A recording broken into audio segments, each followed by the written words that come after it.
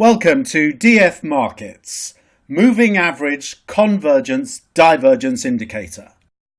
The Moving Average Convergence Divergence Indicator is an incredibly powerful trend measuring tool that can help traders identify the direction of the market as well as the strength of price moves. The indicator is an oscillator, but unlike the RSI or stochastics, it is not bound, meaning it does not have an upper or lower limit to identify momentum as overbought or oversold. The indicator measures the difference between a short-term default 12 period and long-term default 26 period moving average. If the difference is positive, the market is classed as bullish. If the difference is negative, the market is classed as bearish. When the MacD line, blue, is above the center line, this means the market is bullish, and when the MacD line is below the center line, this means the market is bearish. The indicator can be used as a directional guide to identify trend direction, but crossing of the center line can also be used as a signal for market entry.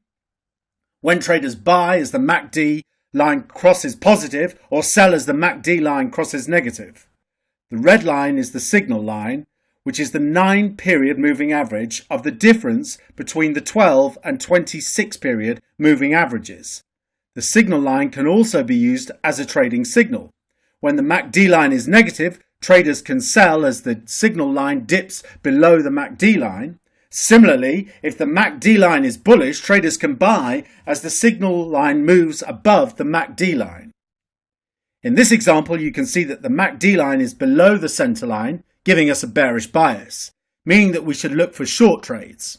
We can enter sell positions as the signal line moves above the MacD line and then back below it as the signals that momentum is increasing in the trend again. Momentum in the trend is also shown by the MacD histogram. The larger the bars, the more momentum is increasing. In this example, you can see the MacD line is above the center line, meaning that the market is bullish, and we should be looking for bullish trades. We can enter long trades as the signal line moves below the MacD line and then crosses back above it.